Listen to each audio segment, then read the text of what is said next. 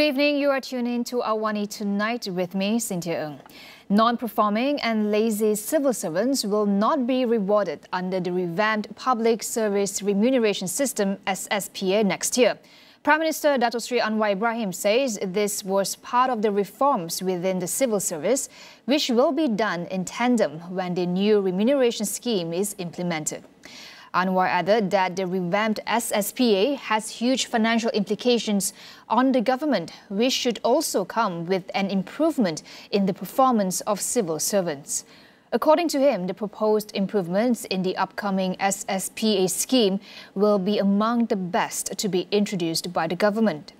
Anwar announced the SSPA when tabling Budget 2024 in the Dewan Rakyat last October 13th, with the full implementation expected to take place in 2025.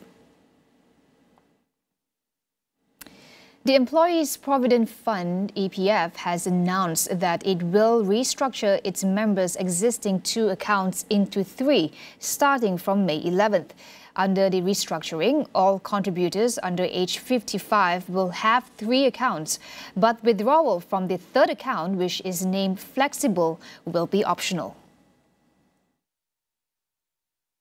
Those who opt for the flexible scheme will see their contribution split, with 75% going to account 1 or account persaraan, which holds savings for retirement, 15% to account 2, now called account sejahtera, which focuses on life cycle needs, and 10% to account 3 or account flexible for short-term needs. Members can withdraw a minimum of 50 ringgit from account 3 at any time for any purpose. Members have a one-time option until 31st August to transfer part of their savings from Sejahtera to Flexible as an initial balance. However, if the member does not opt for an initial transfer, no funds will be transferred and the existing balance will remain in account Sejahtera. In line with current practice, all savings in account 1, account Sejahtera and account Flexible will be merged into account Emas for members who reach the age of 55.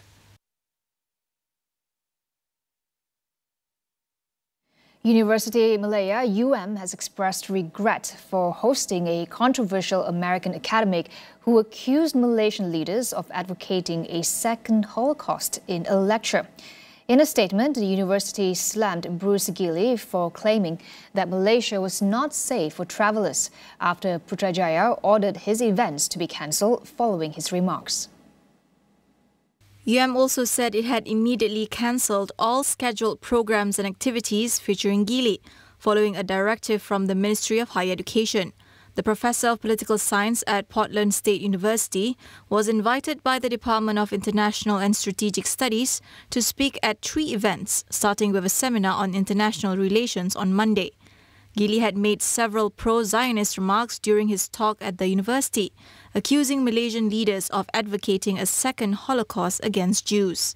He also posted the remark on X, which he deleted after the backlash he received. Tun Dr. Mahathir Mohamad is among those being investigated regarding asset declarations, says Tan Sri Azam Baki. The Malaysian Anti-Corruption Commission, MACC Chief Commissioner, said the former Prime Minister and his 2 sons were among those investigated by the anti-graft body. In January, both Mirzan Mahathir and Tan Sri Mohsani Mahathir were ordered to declare their assets, whether it's in the country or abroad. Saya tidak berhasrat untuk memberi detail tentang apa kesalahan yang telah dilakukan oleh mereka, ataupun lebih spesifik yang ditomah terhadap Tun Mahathir. Biarkan penyiasatan berjalan dahulu sehingga pada satu ketika yang difikirkan sesuai untuk kita menyatakan, itu lebih moleklah. On other matters, MACC said Azam had never stopped investigating the littoral combat ship LCS and Scorpion issue, and that it was still in contact with external parties to obtain information. While Malaysia has expanded early childhood education and achieved near universal primary education, a World Bank report still finds learning outcomes in Malaysia to be low relative to expectations. The agency's lead economist, Dr. Tara Betei, explains why that is and the challenges facing students and educators in the primary education landscape. In Malaysia, about 58% of grade 5 students are at grade appropriate skills by the time they finish grade 5. At the same time, 42% are not, and this is where the challenge lies. And when we look at the poorest students, about 61% of them do not have grade appropriate skills. Now, this is very basic minimum reading skills. If you don't have these skills by the time you are exiting grade 5, the chances of you building on future skills are really quite slim. So this, I think, is the number one challenge, that foundational skills in Malaysia are actually quite low, not just among the poorest, but among a pretty large proportion of students. Tara outlines the causes behind low learning outcomes that need to be addressed. Not enough children are getting quality early childhood education. So school readiness skills are really low. Kids are going to school much more than before to early childhood education centers, but they aren't getting much out of it. As an example, about 24% of first graders do not have school readiness skills when they enter school. And without these skills, these deficiencies are just going to accumulate. They're not going to learn much more. So that's a big challenge, that even though the government has expanded early childhood education, not everybody is getting it to begin with, about 10% are not, and those who are getting it are not getting high quality ECE. And this is a critical period when children's brains are developing faster than they ever will. So that's challenge number one. Challenge number two pertains to teacher preparedness and motivation.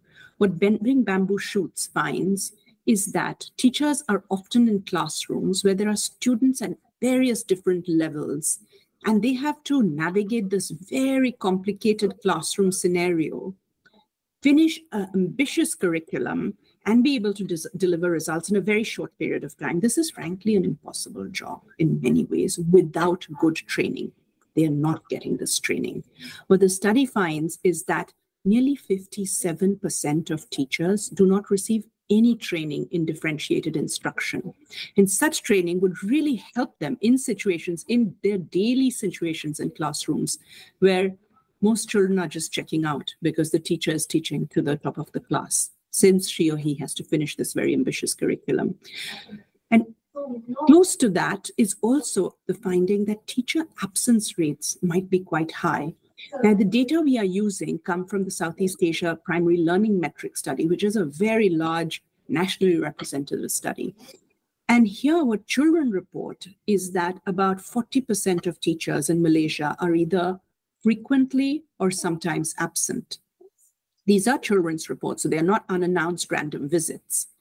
But they do show a red flag, and these are alarm bells that we have to attend to and understand what's going on. Why aren't teachers inside classrooms?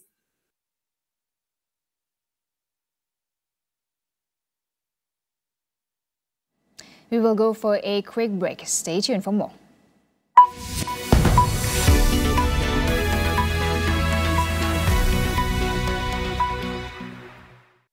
Di dalam setiap berita yang dibawa, konteks amat penting. Kami sentiasa membawakan yang tergempar dan terkini. Pastikan Astro AWANI menjadi pilihan anda, tidak kira di mana sahaja anda berada.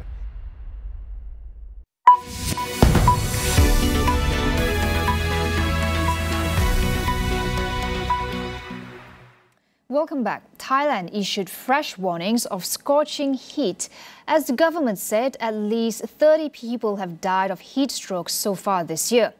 Bangkok's heat index, a measure of how it feels like when humidity is taken into account, was listed as above 52 degrees Celsius and very dangerous today.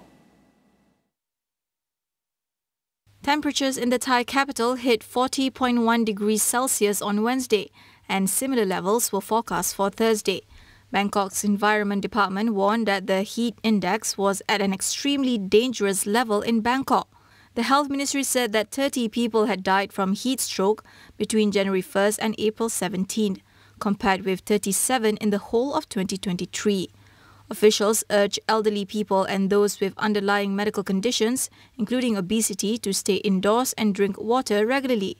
April is typically the hottest time of the year in Thailand and other countries in Southeast Asia, but conditions this year have been exacerbated by the El Niño weather pattern. Authorities are rushing to save more than 160 pilot whales from a mass stranding at a beach in Western Australia. At least 26 died before wildlife authorities could begin a rescue attempt. A team of marine scientists, veterinarians and volunteers are in a race against time to rescue the rest. The long-finned whales were stranded at Toby Inlet near the town of Dunsborough in the southwestern region, popular with tourists. According to Western Australia Department of Biodiversity, Conservation and Attractions, the stranded whales were from 4 pods spread across 500 metres offshore. Officials had earlier urged the public not to try to rescue the whales on their own, or fear it would cause further injury to the animals. The department said based on previous incidents, euthanizing the beach whales is usually the most humane outcome. In July last year, more than 50 pilot whales died after stranding on a remote Western Australia beach. Pro-Palestinian protests that are rocking universities across the United States have spread to more campuses. Demonstrations erupted at the University of Southern California on Wednesday and in Texas, where a tense standoff developed between students and police in riot gear. More than 100 people were reportedly arrested. At the University of Southern California, demonstrators chanted "Free, Free Palestine" as they marched and carried tents on campus. Pro-Palestinian groups have called on universities to end investments in companies that support or profit from Israel's military actions in the occupied Palestinian territories. Importantly, the people of Palestine have continued, the people of Gaza have continued to show incredible determination and strength and resilience in their fight for liberation against the Israeli regime, against the genocide that they're experiencing, and so we hope to embody the same spirit of resistance.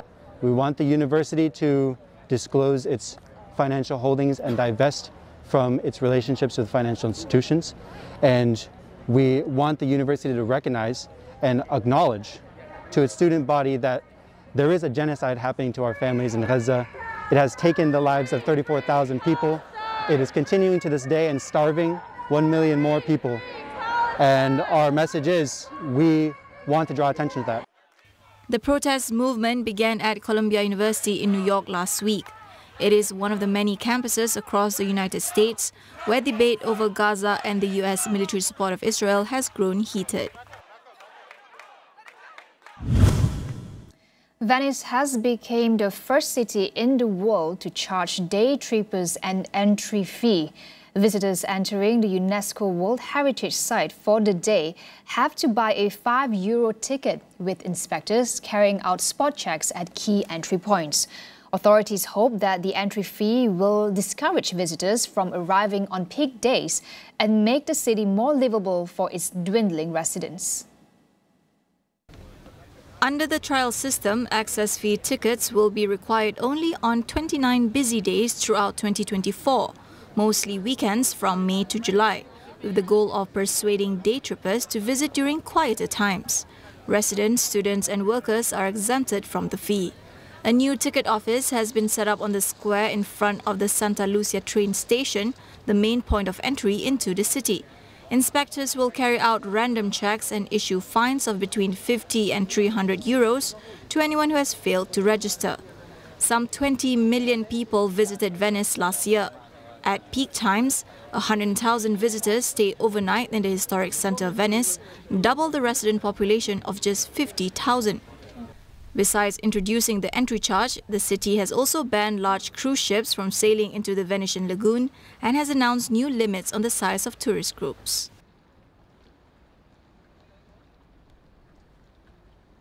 That wraps up AWANI Tonight. I'm Cynthia Ng. Thank you for watching. Good night.